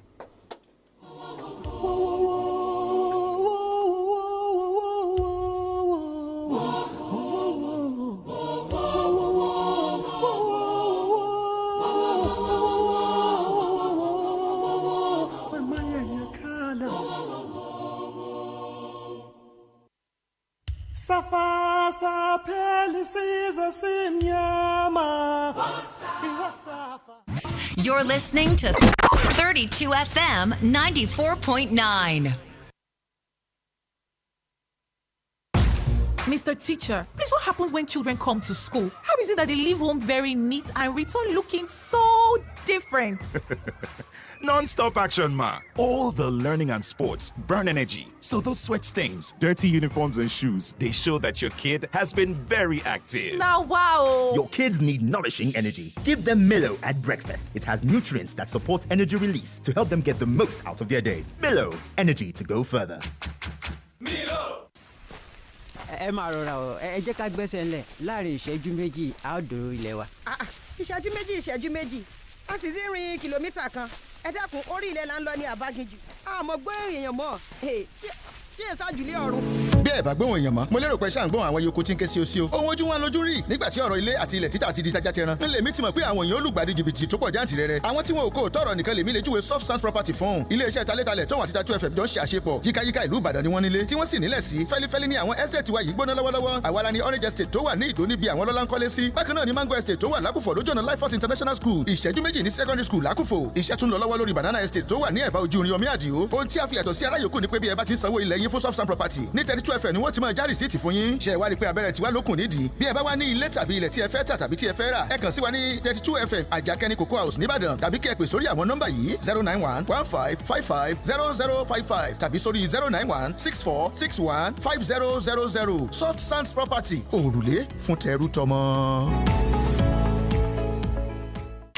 jẹ́ 20,000 naira lójoojúmọ́ pẹ̀lú Coco Box àti 32 FM. Ìkànnì 32 FM 94.9 pẹ̀lú àjọṣepọ̀ iléeṣẹ́ Coco Box ní ó fi àǹfààní 20,000 naira fún wa láti máa jẹ lójoojúmọ́ pẹ̀lú 500 naira. Bó o lẹ́ẹ̀tì ṣe jẹ́ àkọ́kọ́ ẹ lọ tẹ *347*253# lórí ẹ̀rọ ìbáraẹnisọ̀rọ̀ yín èyíkéyìí nẹ́tíwọ̀kì tẹ́ bá ń lò ẹ fi iye ìgbà tẹ́ ẹ fẹ́ ta sí. Wọ́n send account number tẹ́ ẹ lè lò lẹ́ẹ̀kan péré sí yín. Ẹ sanwó pẹ̀lú backup yín USSD àbí kẹ́ ẹ ṣàbẹ̀wò sí POS tó súnmọ́dọ̀ yín yẹn pẹ̀lú account number tó ti wà lọ́wọ́ yín. Èyí ṣe pàtàkì ìṣẹ́jú díẹ̀ péré ni account number ń fi lè ṣiṣẹ́ ó sì wà fẹ́yìí tẹ́ ẹ ta yẹn nìkan. bẹ́ẹ̀ bẹ́ẹ̀ bá kọ̀ láti sanwó sórí account number wọn yóò ṣàdínàgbò òkú fún yín látún ti ta lẹ́ẹ̀kan sí i. bẹ́ẹ̀ ti ṣe ta tó pọ̀ sí ni àǹfààní ṣe wà ń bẹ̀ fún yín láti jẹ aago 9 àbọ̀ lówùrọ̀ aago 2 ọ̀sán aago 3 àtàago 5 ìrọ̀lẹ́ látọjọ́ ajé Monday sọ́jọ́ ẹtì ọjọ́ Jímọ̀ náà máa yí koto ní gbogbo ọ̀sẹ̀ọ̀sẹ̀ èèyàn 22 ni yóò mọ gbógun ẹgbẹ̀rún 20,000 naira èèyàn 8 ni yóò mọ gbógun ẹgbẹ̀rún lójoojúmọ́ èèyàn 3 ni yóò mọ gbọ́gọ́rùn ẹgbẹ̀rún 100,000 naira lọ́jọ́ ẹtì ọjọ́ Jímọ̀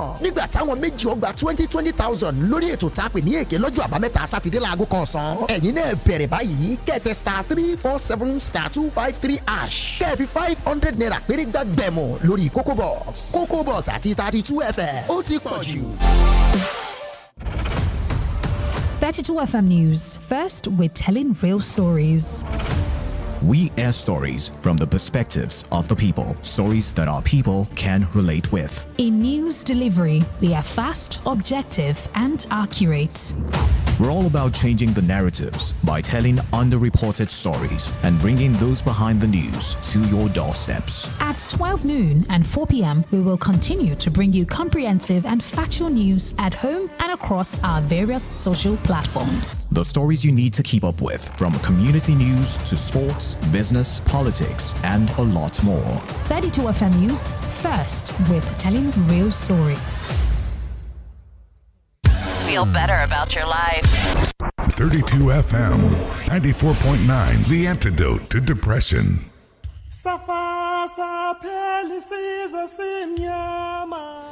Welcome back. The Podium on 32 FM 94.9. In case you're just joining us, we have the PR of the National Drug Law Enforcement Agency, NDLEA, or your state command with us. We're talking about the menace of drug abuse and what can be done to fight it head on. So we were live on Facebook, 32FM 949. Drop a comment, like, and share the video. So before we went on that break, you were responding to his question about the synergy between your agency and the Nigeria Customs Service in terms of stemming the inflow of these substances, in the first place. Okay.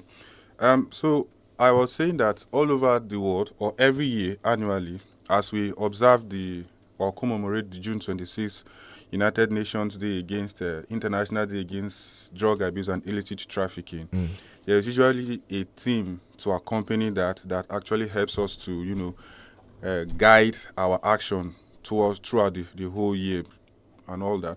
So yes, for last year, the theme was on the evidence is clear, invest in prevention. Now, alongside the question Barrister asked. So for this year, the theme has continued that the evidence is clear, invest in prevention, and that we should break the circle. Break the circle and stop organized crime. So yes, alongside this, or like as concerning our synergy with other security agencies, not just within Oyo State but across the nation, there's actually that synergy. And if you follow our social media handles, or if you follow us on all our social media platforms, you discover that on a weekly basis, there are arrests and there are seizures that are being made from at the airport, at both seaports, at our borders. They are being made, and we present them so that the wider society can see that this is what we do as well. And from other security or sister agencies as well, there has been this collaboration. And of course, you'd agree with me that if you go to the airport, you pass through series of checkpoints, not just the NDLEA checkpoint. There are customs, there are other checkpoints there that you also see.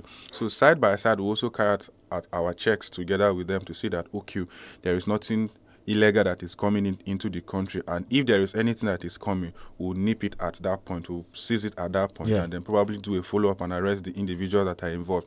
Also in Oyo State here too as well, I can't recall the exact number of kgs, but from, I think it was late last year, the Nigerian Customs actually seized some of this cannabis sativa in large quantity, and they also handed it over to us as well. So the synergy is there between us and them.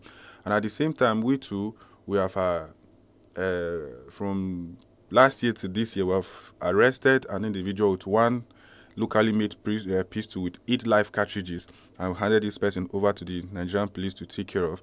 And then at the same time as well, we've also arrested some military personnel probably involved in the abuse of drugs and all military personnel. Yes, and then we handed them back to the military so that they will, take care of it at their own level like that. And then from time to time also, we also carry out our sensitization lectures. We take our sensitization lectures to them. If they call upon us to, join them in any kind of operation at all, we do that.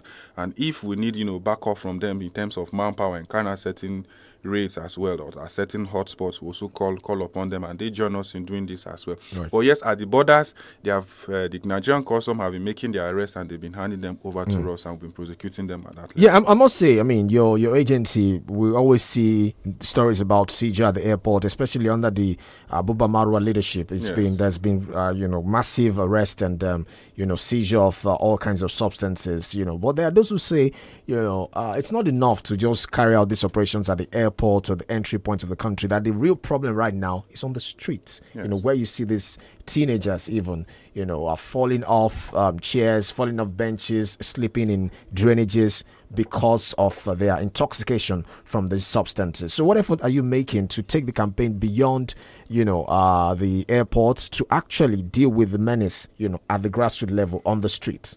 Okay, I would like to use some data to answer this question that you just asked now. Now, if you look at us in the past year, from June last year, to this year, because, I want to limit it just to 1 year period. Okay. We've been able to make an arrest of 479 suspects, that are in connection to drug peddling and drug-related crimes and all that. Out of these 479, 418 of them are male, while 61 of them are females.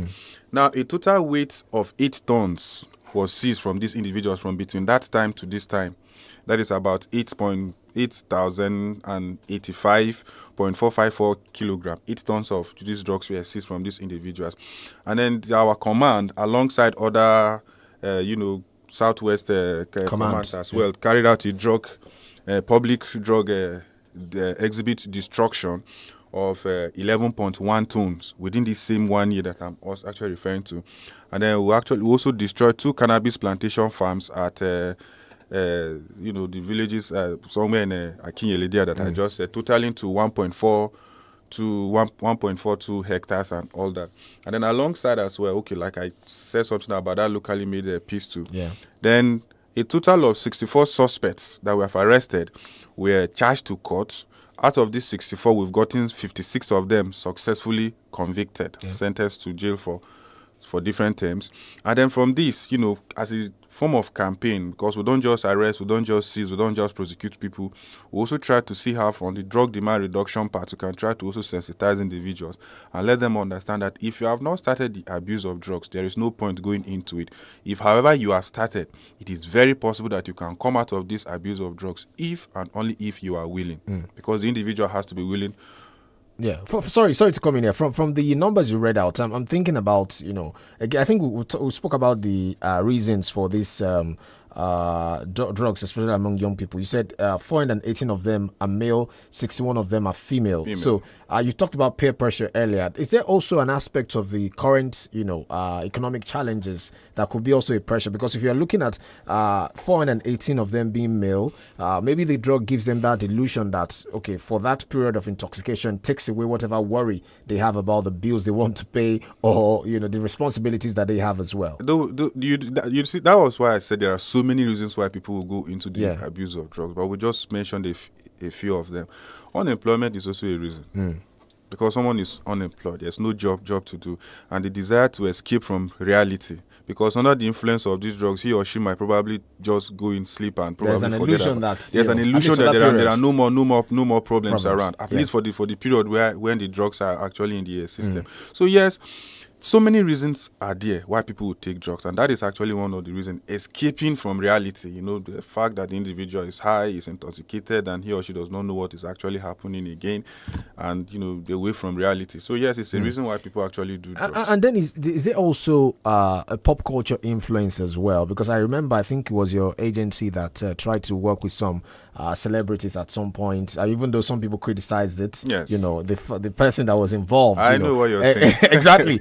And then when you listen to their lyrics, they openly talk about these substances. They talk about how it makes them feel. They talk about, that's what, when I say pop culture, that's what influences songs, movies, and all of that. So do you think it also influences the way these teenagers also take these drugs? Maybe perhaps your agency should take the campaign beyond just the arrests that you talked about into working with these individuals, especially the ones that are not seen brandishing the substances publicly. Okay. Why are you limiting it to the ones that are not brandishing? Because you must practice what you preach. If you're saying you are against drugs, you should not be seen. Because I'm sure you remember the backlash I'm talking about that agency got. Yes. The thing with this thing, like I told you earlier, that every year as we commemorate June 26th, there is a theme to accompanying the campaign for throughout that period and all that. I know the year this thing you're talking about actually happened, the theme for that year was that people first. Stop stigma and discrimination, that we should rather do or we should rather strengthen prevention. You understand? So I get the idea behind what happened then with what the agency. And of course, what actually happened was that this young man walked into the head. The artist himself? Yes, he did. It's not as if we invite. Oh, you didn't reach out to him? No, he came on his own. And of course, he likes what the agency is. Of course, over series of counseling that were done behind closed, because if we are doing that, it's not something we are going to bring to public notice and all that. And so we actually encourage people to come in for, and that is why we even have a toll-free number where you can actually reach out if you are a drug-dependent person and you want counseling. You need help. You need help, and you want to get off it. You can reach out to that number in any Nigerian language of your choice, anonymously as you want it to be. Counseling will be given. So after a series of counseling, he came in that he likes what the agency is doing towards the war against drug abuse, and how can he be of help. So after the communication there and all that was why he did that short video and posted it. The agency posted it online where he was talking to his persons. And the idea behind this thing was that we have about 14-point-something million Nigerians actively abusing drugs, and him alone had about 7-point-something million followers on his Instagram or on his social media handles. So the idea was that if this person has about half of the population of half, I'm not saying in code now that all the 7 point we are drug abusers. So you can use it to target them. You can actually easily talk to these 7-point-something million Nigerians. And if you want, of course, to take a fight to someone, who better to take this fight to them than, their own leader, the leader of this gang himself. That was the idea behind that. Okay. So social media, I believe, and I'm of the opinion that, of course, despite its positive influence, it also has a negative influence, on the pushing young minds into the abuse of drugs as well. Because certain songs or certain lyrics you hear, they largely promote the, basically substances, make it look as if it's cool, it's okay to make use of these substances and all that. And yes, these individuals too, we try to carry out our sensitizations to let people understand there's no gain going into the use of drugs. If you have not started, you can actually stop. And together we can actually do this. That's why we say we need all stakeholders to actually come on board to help us fight this menace of drugs. If the NBC can actually, put a ban on the play of songs like this, or do not even allow these songs to be played on our there are songs that have been, of course. So if songs like this do not come into our airwaves, we won't even be talking about this in the first place. All right, let me go to Barrister now. Barrister? Hello, Barrister, are you with us? Yes. Thank you very much, Toba. Now, PRO. Yes. Let me ask you this one. Please don't say I am being selfish. If you are, I will tell you. Are you using the courts in the realization of your mandate? We see EFCC almost every other day in court, but your cases are a bit scanty. Is it that you don't want to give lawyers part of your allocation? I've been waiting to happen now. No, Barrister, we have a prosecution and legal service unit that is, completely responsible for prosecuting our drug offenders. And that is why I said that from this period, we've prosecuted or we've charged to court 64 individuals, and successfully we've gained 56, convictions. So yes, our cases too are taken to court, and there is a synergy between us and the courts as well, and our lawyers are actively working. Okay, so I'd like to take you back to the issue of rehabilitation that you mentioned earlier. I mean, it's a very key component of ending drug abuse. What can you are in the Oyo State Command, how do you go about your rehabilitation process, beyond just arresting and sending them to prison? Because there are those who say prisons, we just call them correctional service in the name, that sometimes, these people end up being worse off than they were, when they eventually come out. So what are your rehabilitation processes that you have? Who do you work with to ensure that these people, apart from just punishing them based on what is in line with the law, they don't go back, they don't relapse to the substances? Yes. Okay, the agency actually does its job on two legs. Let me say two legs now. On one end, you have the drug supply reduction, and then on the other end, you have the drug demand reduction. For the drug supply reduction is where I just read out the data concerning the arrest and the seizures, the prosecution, and the raid operations and all that.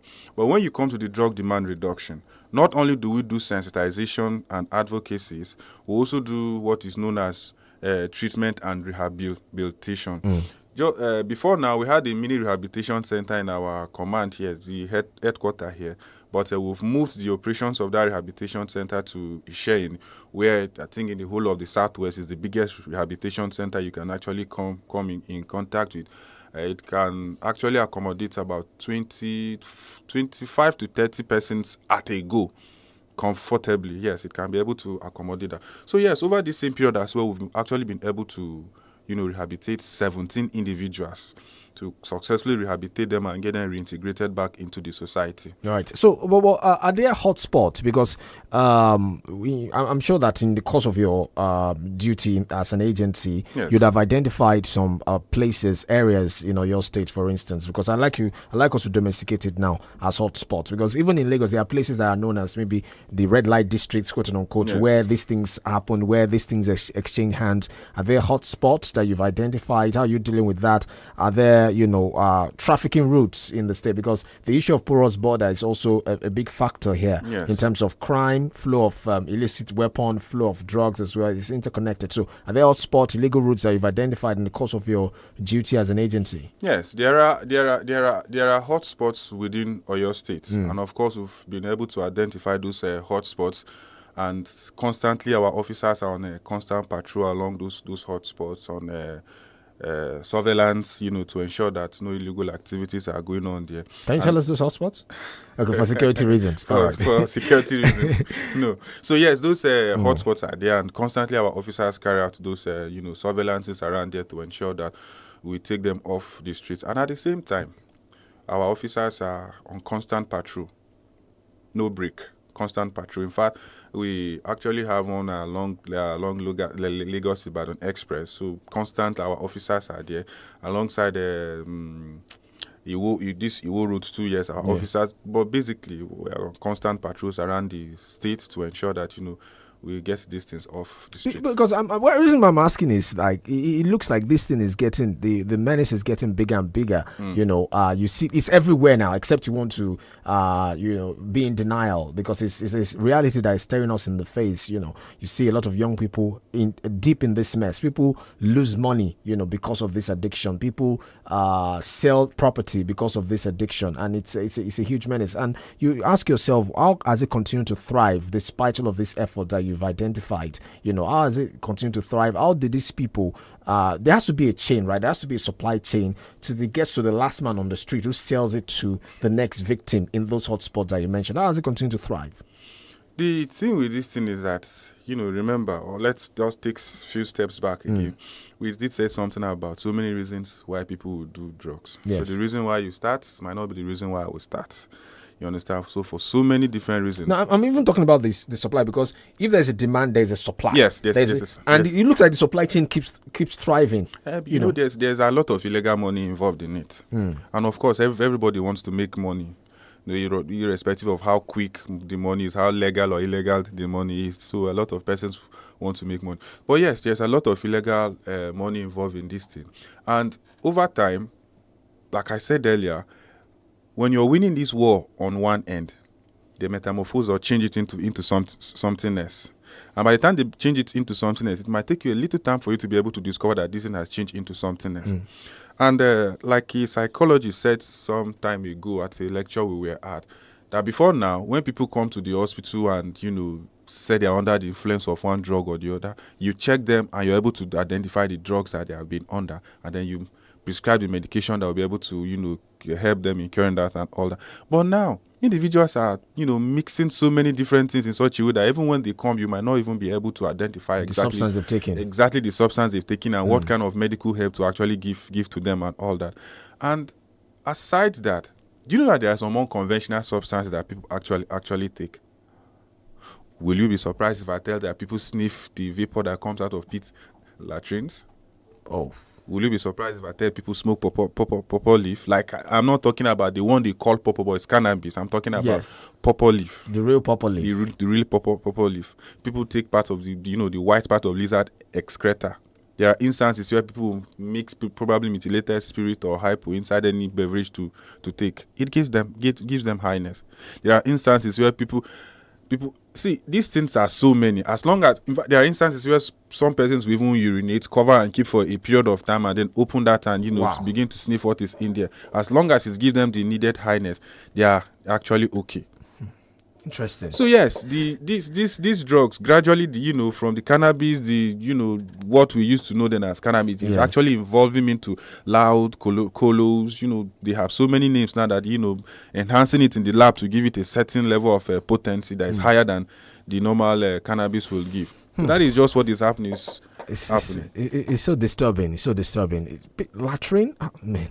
Anyway, you can be a part of the conversation. 0705 5000 949, 0829 7000 949, 0906 2000 949. That's the number to call. You can ask the PRO of NTLA, USA Command, any questions you might have concerning drug abuse and the fight against the menace in the state and the country at large. 0705 5000 949, 0829 7000 949, 906 2000 949. You can also join us on Facebook, 32FM 949. Hello, good morning.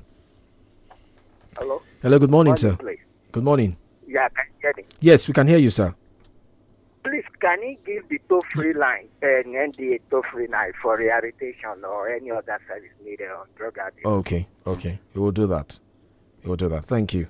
So? Okay, the number is 0700. Sorry, not 7. Sorry, not 7. Let's take this one. Okay. Hold on, sir. Hello. Hello, good morning. Good morning, sir. Yes, this is Mr. Victor from Onerity. Go ahead, sir. Thank you very much. I thank the PRO and DLA command for coming on board today. Yes, I want to ask a question, and I also want to wish everyone, a World Drug Day. Sir. Yes. I understand that you are doing a very good job. The command is doing a good job, and NTLE is doing a very good job. I commend you guys. But I want to ask one question, and the question is: you make arrests,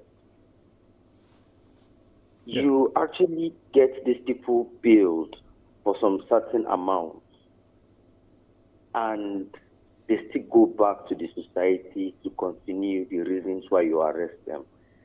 Is it that after a particular money has been paid, like a settlement between the peddler and the NDLEA, you allow them go back to sell why you arrested them, or sell, those products as to why you arrested them?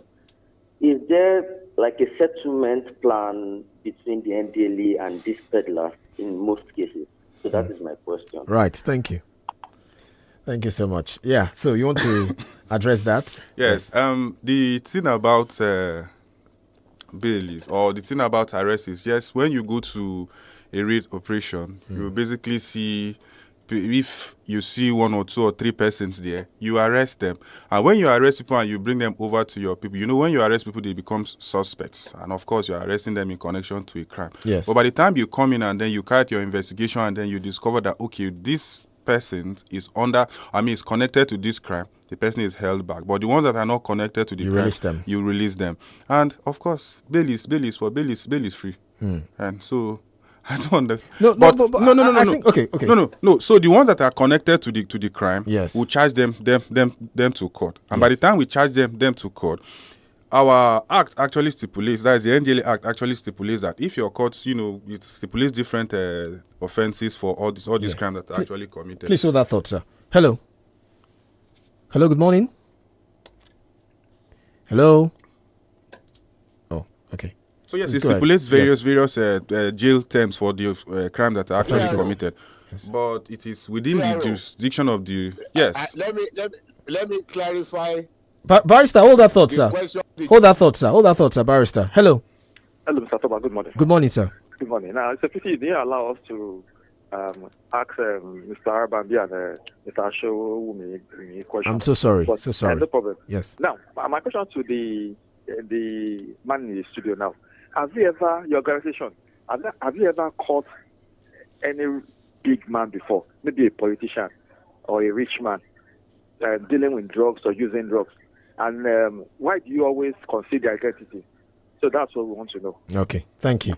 Okay, so Barrister, I'll let you clarify the question you wanted to clarify. Yes. Yes, so PRO. Yes, sir. The question that gentleman was trying to ask you.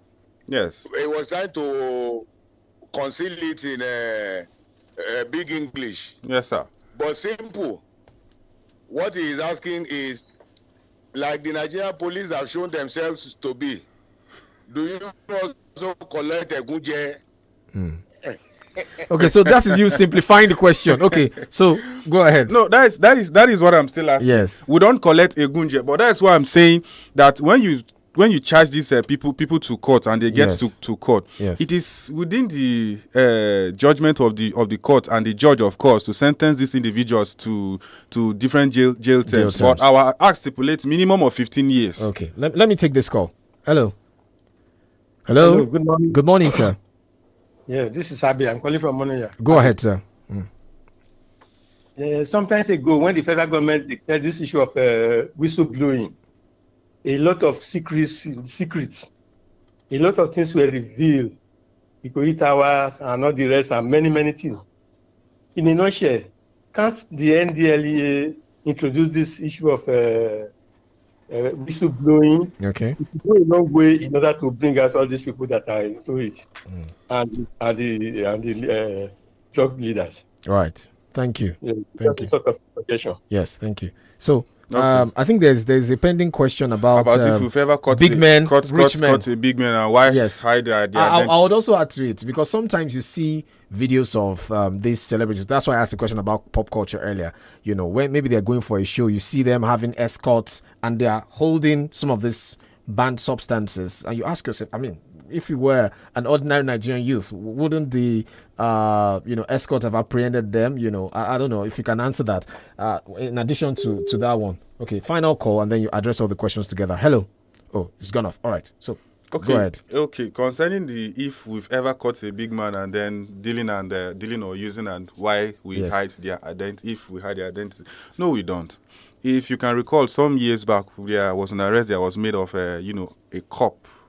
A super cop, of course, that was arrested. Oh, yeah. Yes, of course. So that is just one example to show you that if we ever catch any big man or big person dealing in anything, there's nothing like concealing. We don't conceal that. We'll definitely reveal it to the public hearing, and then legal actions will be carried out on the person as it should be. And then in the case of whistle blowing, yes, that was why we said, all stakeholders need to come on board. We cannot just do it alone. We are not everywhere at all the time. We cannot be everywhere. And of course, alongside the fact that you can also get counseling and sensitizing, counseling on this toll-free number. Yes. You can also report drug-related activities as well. Let's have the toll-free number after this call. Okay. Let's have the toll-free number. Hello? Yes. Nice. All right. Okay. Yes. We'll get to it now. Thank you. Yes. Let's have the toll-free number. Okay. So the toll-free number is 0800 1020 3040. Hold on, sir. Hello. Oh, okay. Yeah. Go ahead. Again. The number is 0800. Note, not 080. Okay. But 0800. There are 2 zeros after the 8. So 0800 1020 3040. It's a toll-free number. Any Nigerian language of 247. 247. All right. Okay. Barrister, final question. Hello, Barrister. Okay. Yes. Sir. Do you want to laugh? I'll answer the way you are calling me. Because our tradition here. Yes, sir. We like to make our guests laugh. Yes. As a therapy. Yes. For the times. Yes, sir. So I want you to laugh. Yes. Because this one may sound like a serocomic. Okay. Yes, sir. You will understand. Now, your overall boss. Yes. Buba Marwa. Yes, sir. Once proposed medical evaluation for our public office holders. Yes. There have been some comments from some public officials that appear to lay credence to this proposal. Are you pressing for legislation to actualize that proposal? Because it is worse if public officers are drug addicts. Okay. I'll stand with my chairman. I want to believe that whatever my chairman is standing for is our general view. So yes, I'll stand with my chairman. That there should be. We should be expecting legislation. Right. Final call, Barrister. Final call. Hello. Yeah, please. The number is read now. I just tried it now. He said it's not valid. Please, if you can read it again. Okay, he will read it 3 times safe before we leave the show. 3 times. Yes. All right. So, PRO, the number again, the toll-free line again. Okay, the toll-free number is 0800 1020 3040. That is 0800 1020 3040. Okay, so just to be clear, this number is not just for rehabilitation. If, for instance, on my street or in my area, I notice that this corner is a hotspot, there are people that are dealing or using, I can call, and the officers will be there. Yes, you can actually call the number. It's at the national level, yes, but they'll direct it to the appropriate quarters. And it to be as swift as swift as possible. Because I mean, when you look at some of these things, in Nigeria and all of that. Haven't the agency giving you more reasons to actually believe in us? Of course. So yes, if you direct it there, whether it's at this level, at the national level, to be directed at appropriate and swift actions will be carried out. Right, thank you so much for joining us on the podium. Thank you. We must commend you for all your efforts in fighting the menace of drug abuse. We wish you well and hope that you will do more in helping us to win this war against illicit drug flow in the country, because there is a connection, as I said, between all of this and illicit financial flow, even crime. Of course, that was why I said it. Team for the year, of course, said something about that the evidence is clear. We should invest in prevention and break the chain. And then there's a hashtag that stop organized crime. Because we believe side by side with this thing is it's also organized crime as well.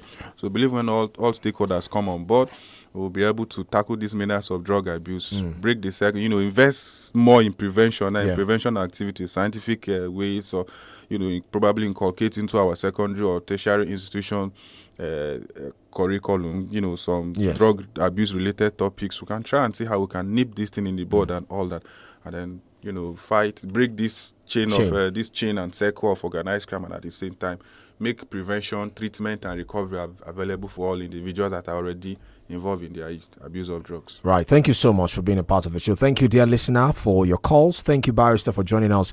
Thank you to my producer, Bola Bofemo. We'll be back again next Saturday, 9 a.m. My name is OLORUNTOBA. YUSUF. Enjoy the rest of your weekend. Bye.